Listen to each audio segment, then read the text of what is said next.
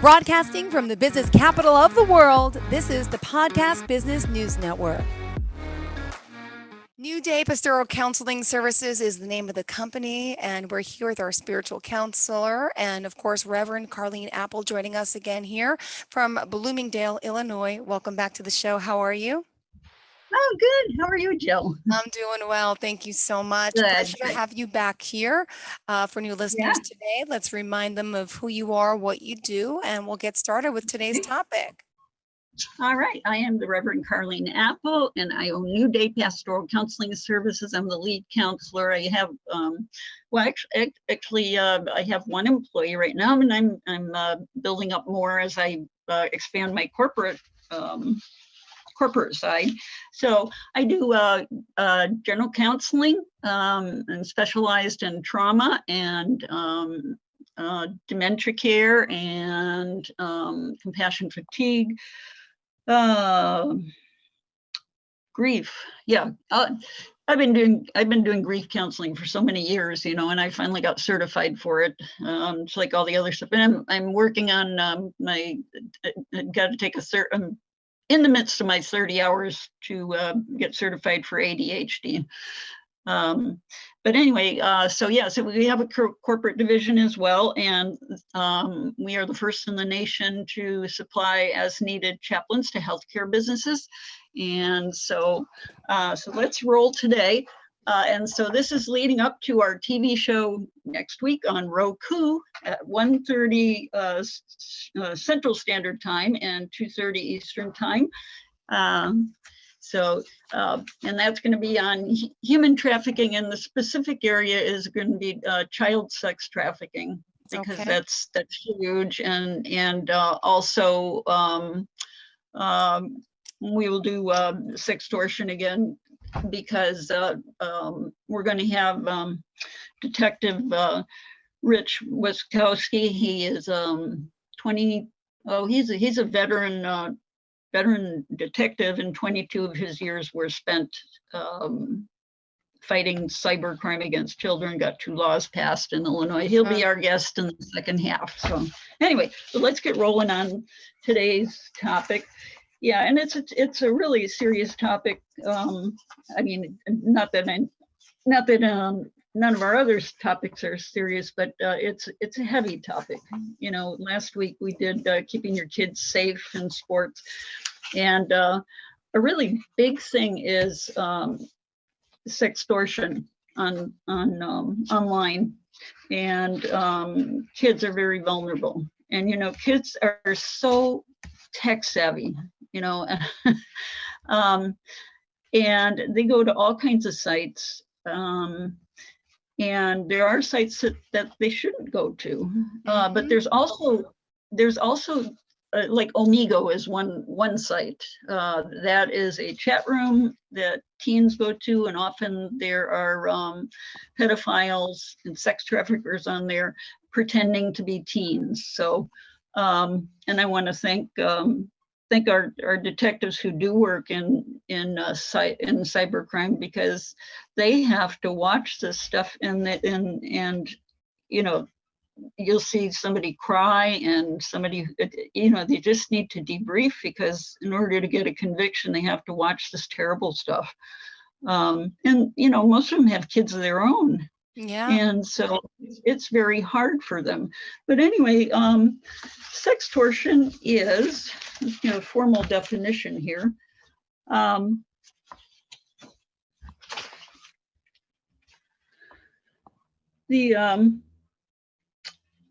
It's an online victimization. It is when somebody is being not just bullied, but threatened that they're going to show their pictures to everybody if they don't continue to do more and more explicit things. And I am, I had a formal definition here, and my notes went away. But anyway, sextortion. Let me go off of the National Center for Missing and Exploited Children. So the last data they had was from October 2013 and April 2016. There were 1,428 reports of sextortion of minors made to just the National Center Cyber Tip Line. 78 were female, 15% were male. And people who engage in this type of behavior, actually, let me just read what they have here about sextortion. It is using threats and all kinds of bullying, even just to get kids to do sexual things online for them. But the people involved in sextortion, they often approach a child on social media after using it to learn about the child's interest in friends and family. So they will appear as a teen or a young child, whatever they have to be. And so they will want to talk to them and develop a relationship with them. And so kids are interesting because and your kids are young too. And so probably you notice when they're trying to talk about something, they might leak out information you really don't want them to say. But that's what the criminals who do this do. They find out what the interests are, their friends, they find out about their school, their family, and they intentionally move their communications with the child from one online platform to another. For example, they move it from social media to private video chat or messaging apps like WhatsApp. They use tactics to coerce a child, including, I'll show you if you show me. Yeah. Like show and tell.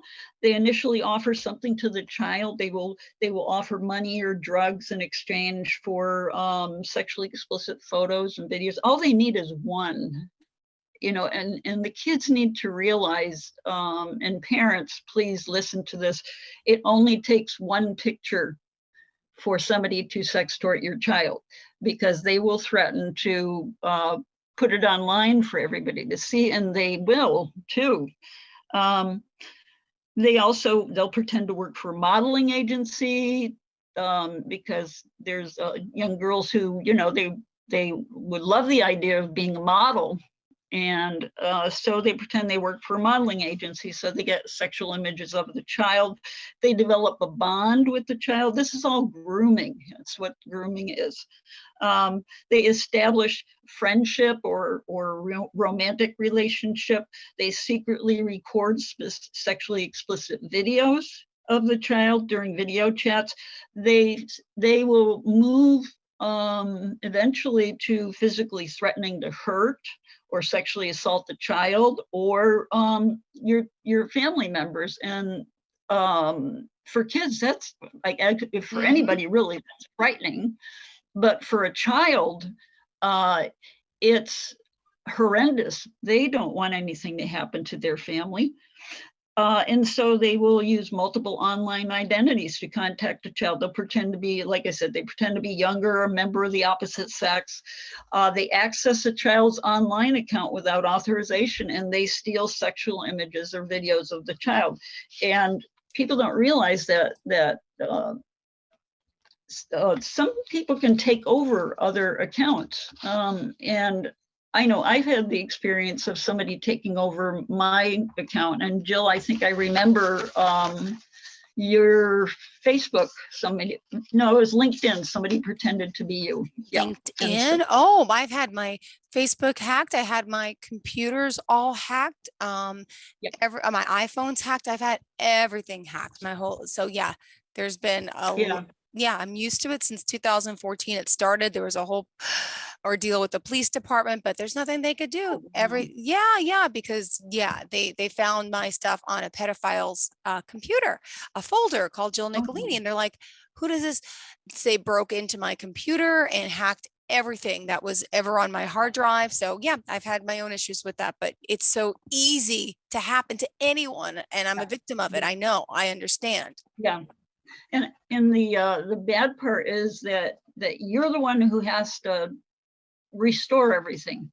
There's no real help to get your name back, you know, and once something's on the internet, it's on forever. And young people in their teens or getting to be 17, 18, you know, up into the 20s. If any of you are listening out there, don't put anything on your social media account that you wouldn't want a boss to see at work, because they do go and check those accounts. People lose jobs. But anyway, let's get back to our topic. They threaten to create sexual images or videos of the child using digital editing tools. So they're really crafty. They sell them. And they threaten to commit suicide if the kid doesn't provide sexual images or videos. And you know, kids usually are, you know, they have a heart for other people, so they don't want anybody committing suicide on them. And then they will save sexually explicit conversations with the child. They'll threaten to post them online. And in fact, there was a Top Gun, Navy pilot, Top Gun, All-American, Mr. Perfect, Dark Secret. His wife even didn't know.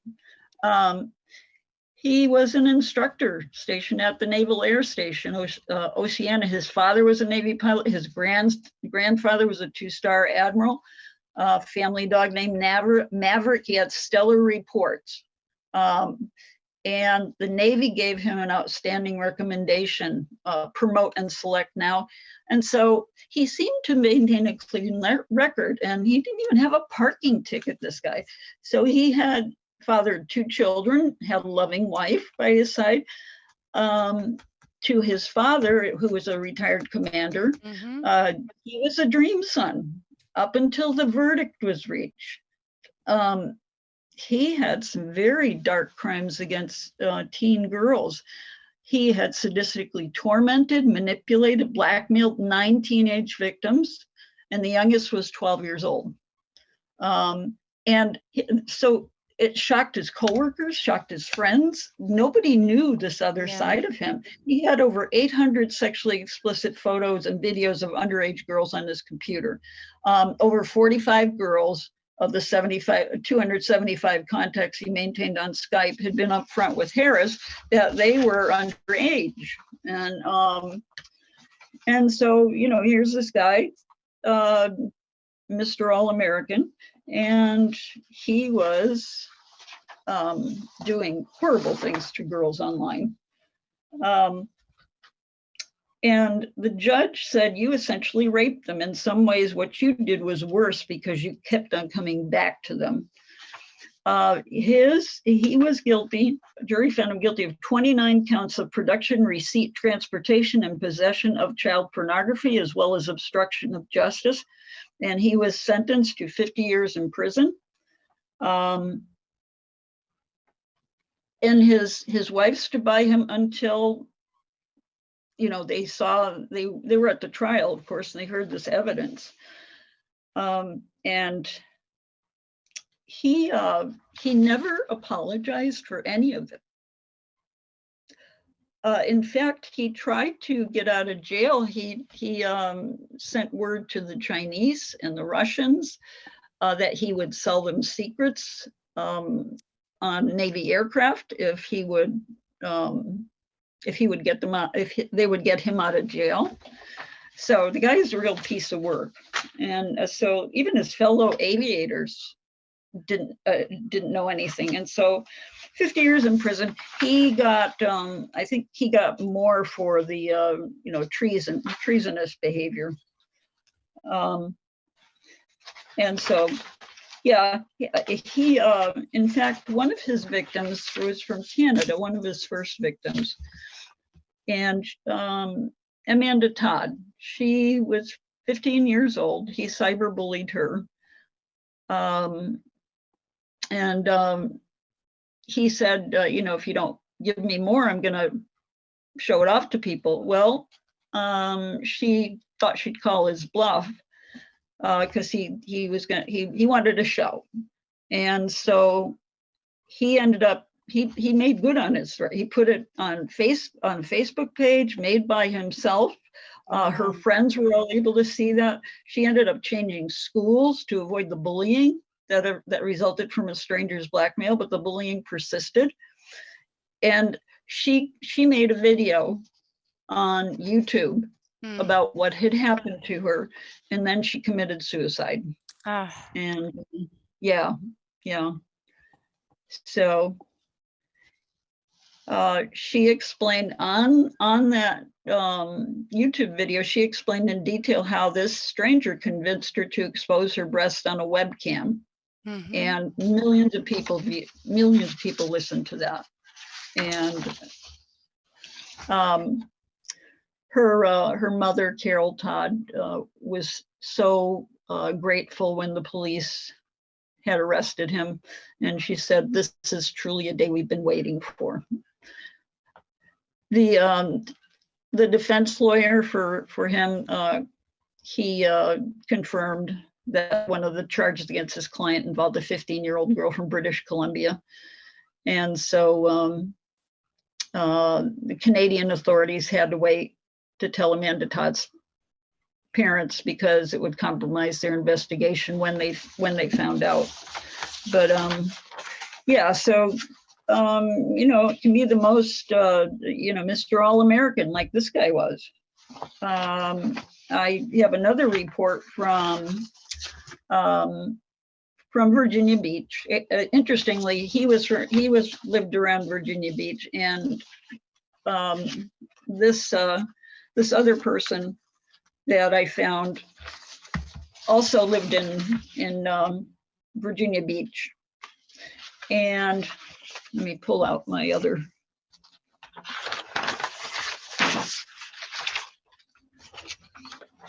This man, there was a 48-year-old man, I think, and he raped a child and videoed it.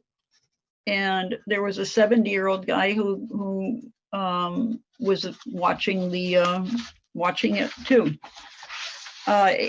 These people are sick to do that to children. And so let's go over those numbers again. So between October 2013 and April 2016, there were 1,428 reports of sextortion of minors. And that's just to the tip line for the National Center for Missing and Exploited Children. It doesn't include, what the police have.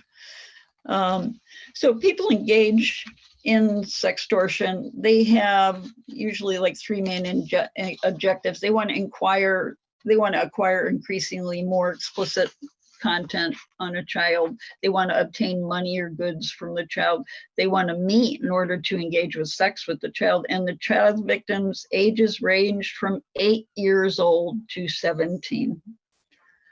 And once that picture is online, it's there forever. And the people or the kids who are victims of this, they never know when somebody's going to spot their picture. It's horrible. So the thing we want to do is educate our kids. They need to know how to be internet savvy.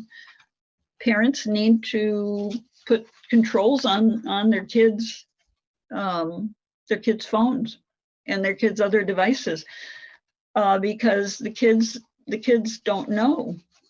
You don't know who you're talking to online unless it's your school buddies, like Detective Wistaki says. If they don't have a name and address, and where you know them from, and if you see them, everybody else is, he says online is a liar because there are so many, there's so many predators out there. And that's why I never post any pictures of my grandchildren. I have 5 grandchildren, ages 1 to 15, and I never post pictures of them on any social media, because for the pedophiles, that's kind of like the digital version of the Sears wish list book, you know, because they troll, and they, like you said, they can get into your Facebook account. They can get into your phone, they can get into your computer. So the National Center for Missing Exploited Children, they launched their cyber tip line back in 1998. And they wanted to provide public and electronic service providers with the ability to report suspected child sexual exploitation, including the online enticement of children for sexual acts, extrafamiliar child sexual molestation, child pornography, child sex tourism. There's sick people out there. I watched a couple of takedowns in the Philippines, and they work with the Homeland Security from our country, because there are families who put their kids online and sexually abuse them or molest them online. And the youngest one I heard was only 2 months old. And so no kids are safe. So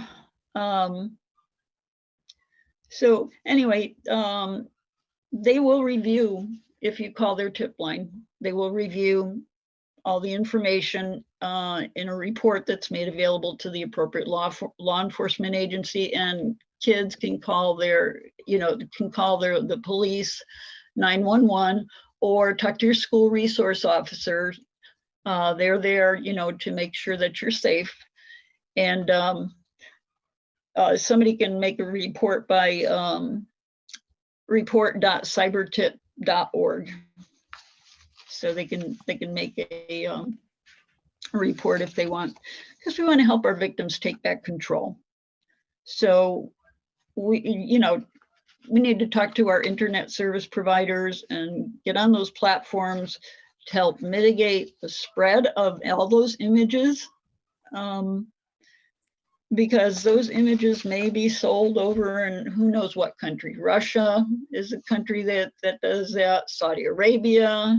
And it's interesting that in the very strict Muslim countries, there's a lot of pedophiles who troll online and will tap into, they'll go to the video cams in the Philippines, or anywhere else in the world. It's really disgusting. Yeah. But I am so grateful for the detectives who work cyber crimes. And I asked Rich if I could spend a day with the detectives in the cybercrime division, and he said no, there's too much CSAM. That's wow. CSAM. CSAM is child sexual abuse material, and it's hard enough on the detectives who have to watch it. So I understood. So looks like we're coming to the end of our broadcast here. Yes, we are. Thank you. Let's remind everyone how we're able to reach out to you and to touch base with you. Yes. And, if anybody's out there and they're being sextorted, please reach out. You can contact me at www.newdaypcs.org. You can call me at 630-557-6229. I don't care what time of day or night it is. If you are being victimized, please call my number. call the National Center for Missing and Exploited Children. They take all kinds of reports, and they are online. And my email is Rev C Appel REVC Appel APPEL at newdaypcs.org. And so next week we are on at 1:30 Central Time, 2:30 your time, Eastern Time. And we will be on Roku and have a whole hour show. And Detective Rich Wistowski will be joining us in the second half. So please, everybody, please be there. Don't miss this show. It's very informative. So, okay. Right. Thank you so much. We appreciate your time. Have a great day to all of our listeners and viewers. Thank you. We appreciate you as well. Have a good day. Are you looking for even more of the podcasts and hosts that you love? The Podcast Business News Network is proud to announce that you now have even more ways to listen live. Check out the MyTuner Radio, online radio box, and Simple Radio apps on iOS and Android, or find us online. Search for Business News Network on mytuner-radio.com, or search Podcast Business News Network on streama.com and onlineradiobox.com/US. Take your podcast on the go and don't miss a minute of the action.